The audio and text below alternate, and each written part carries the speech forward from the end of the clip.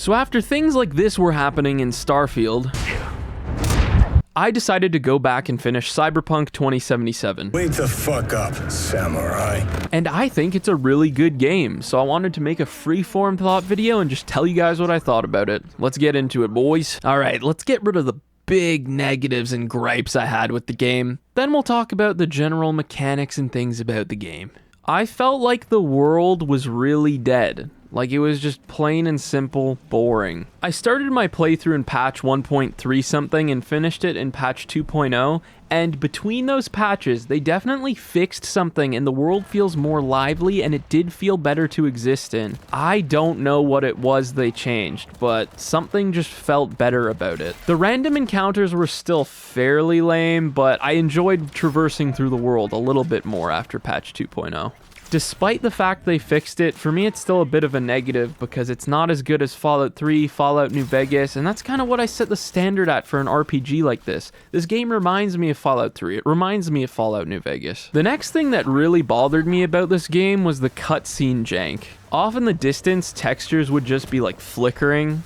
NPCs would do this weird snapping in their animations during conversations. And stuff like that just takes you out of the moment of the game. It kind of ruins the cutscenes. You gotta force yourself to enjoy them when Panam is suddenly like flickering her animation. She just disappears for a second. Like, it's not my computer. Other games don't do this. It's just Cyberpunk.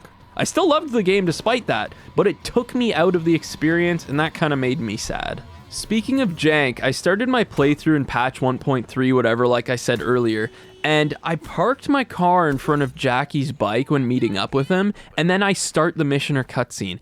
Jackie just walks straight through my car as if it's invisible, and like I said, stuff like that takes you out of the moment, it takes you out of the game, and just kind of messes it up, and you gotta force yourself back into the moment and back into being immersed. Within the same mission, Jackie randomly walked through a counter and just threw all these like physical objects everywhere around the room. It was a total Skyrim moment. It was just wild. These things were funny, but it has to be a negative for me because it takes me out of the moment of the game. It's a role-playing game for me. I really like to get involved and pretend like I'm actually in the world. It's awesome when you do that. And when jarring, weird crap happens, it's hard to do that.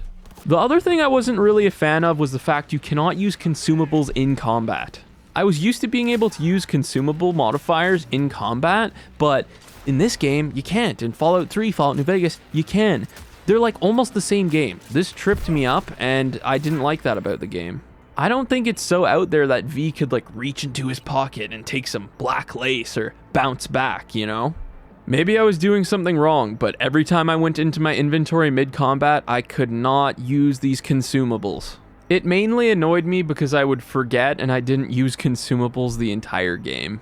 Other than that, I absolutely loved this game. I hope they make a second one, and I'm about to buy the DLC and play through that.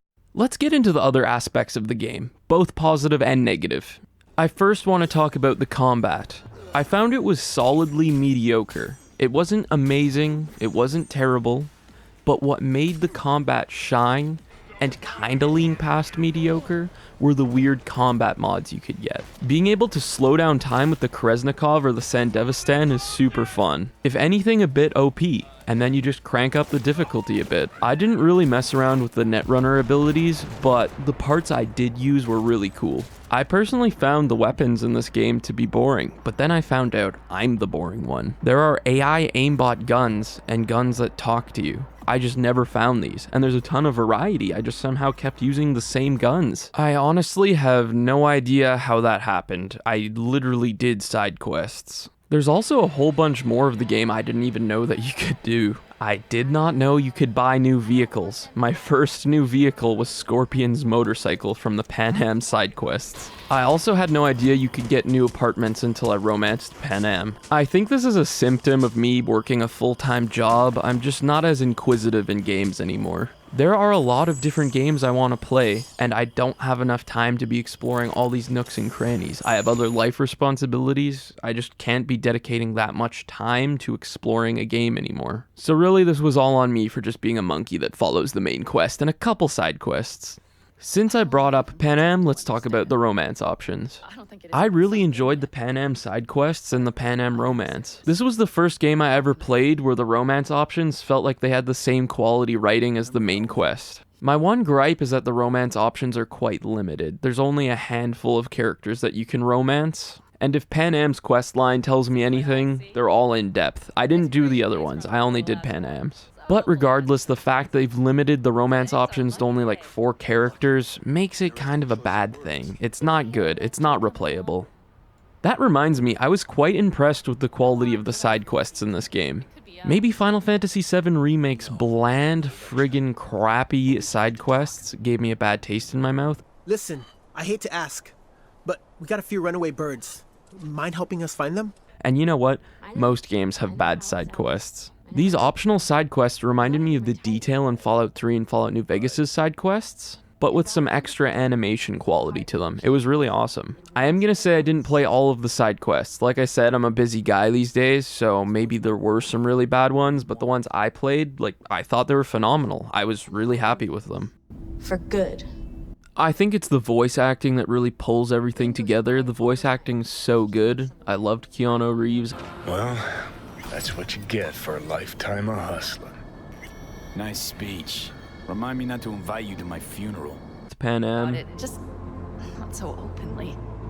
My plan was to tiptoe around, test the waters, then retreat back into my shell. The other characters were good too, but those guys were just top tier voice actors. Alright, let's step back from the story and the side quests and the romances for a second and talk about the character progression and skills. They added an Oblivion-style XP skilling system to the game, and I thought that was awesome. More games need to have that. You get experience and levels and buffs by using the skills. Of course, you still have the actual skill tree where you get to pick your skills when you level up, and those were quite good too. I didn't find them the most satisfying for some reason. I think it's because I went with the reflex tree and I went with the gun abilities. And it's all pretty tame, lame stuff, like plus 30% stamina when neutralizing an enemy with the headshot, and 35% reload speed, and 30% weapon swap speed, and 30% stamina when swapping during combat.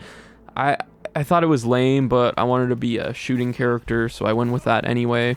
Maybe the other skill tree progressions are more interesting, but I have no intention of playing the game again for a long time. I'm going to play the DLC and leave it at that. Because I started the game before the 2.0 patch, I had a weird relationship with the clothing in the game. Half the game, my guy looked like he had this grandpa hat on with these sunglasses and body armor, and he looked really dorky because I got stats from those items. Then they changed it so clothing doesn't really give stats, and because of that, I didn't really mess with them after I kind of didn't care about them from the original patch of the game where I kind of looked like a dummy because I wanted stats. Again, that's on me because I kind of projected how I felt about the original patch onto the new patch, so I didn't really care about the new clothing options. But let's be real here, a lot of the clothing options are really lame. I wanted to close out this video with 2 of my favorite things in the game. Number 1, the story. It was so engaging and kept me wanting more. It reminded me of how I felt when I played Red Dead Redemption 2. I don't believe Cyberpunk is as good as Red Dead Redemption 2 story-wise, but compared to what has been coming out recently, I think it was quite good and it was quite engaging. It mixed Fallout dialogue trees from Fallout 3, Fallout New Vegas with these hyper-animated, story-focused games. You didn't have the true freedom of the Fallout games. What you received instead were awesome animations. These animations were kind of reminded me of the crazy scenes from Modern Warfare 2. No, you understand. Modern Warfare 3, so I really liked them. I love over-the-top, exaggerated action movie animations. It's just fun. The only part of the story that I didn't really like and it slowed down was the Voodoo Boys portion for me. I thought that was so lame. I don't know why. It was a huge lull in the story for me, and I actually took a break from the game for a year because of it. And finally, I wanted to talk about the soundtrack. My gosh, when you're in that scene where you're Johnny and you're storming the Arasaka Towers and the music's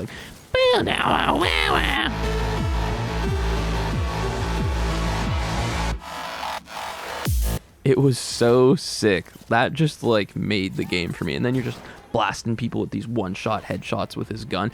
Bah, bah, bah. Dude, oh my god, the soundtrack set the tone of the game. Oh my gosh, the soundtrack was everything. It made the game so good. Then finally, the world design. The game was just an awesome vibe to chill in and explore and drive in. I very rarely actually used fast travel. I would always drive to every point in the game. Not many games have me doing that. This was one of them. Overall, the game was just phenomenal and immersive. Yeah, it had some problems, but then it also had this story that just magnetically pulls you to the end and you just want to know what happens. It's one of those games, just like Red Dead 2. I can say if you're a fan of Fallout 3 or Fallout New Vegas, you will enjoy this game. It's definitely a more structured on-rails experience than those games, but I think a fan of those games would enjoy it. Thank you for watching the video. If you enjoyed it, please like and subscribe. It helps the channel grow. And finally, a thank you to my YouTube members and my Patreon subscribers. You guys keep the channel going, and I appreciate you guys.